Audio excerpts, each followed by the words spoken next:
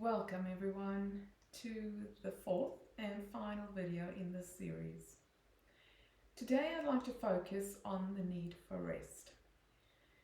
So rest is so important.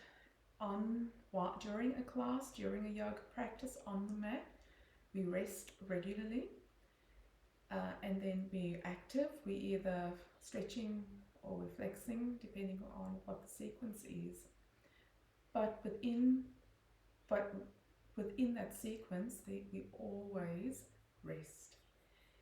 And why we do that is that it's so important to find that point between effort and ease.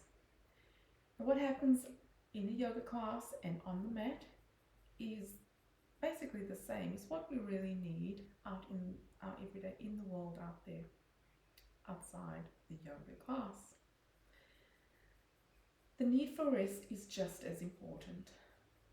Balance, or that point, finding that point between effort and ease in our everyday lives is still so important, and it's so easily forgotten. We are so busy, so stressed, so goal driven. When we stop, when we resting, sometimes that's not really resting.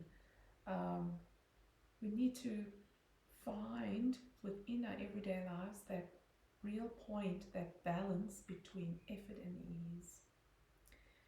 So today I'm going to take you through a few poses to induce that feeling of rest, and why we rest.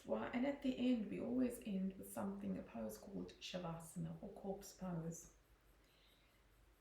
And why we do that is so that we can allow our bodies and our brains to recuperate, to rest completely, so that afterwards we're invigorated, reinvigorated, re-energized to carry on with the day, or carry on with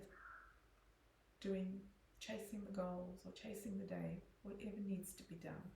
But that point of rest is so important.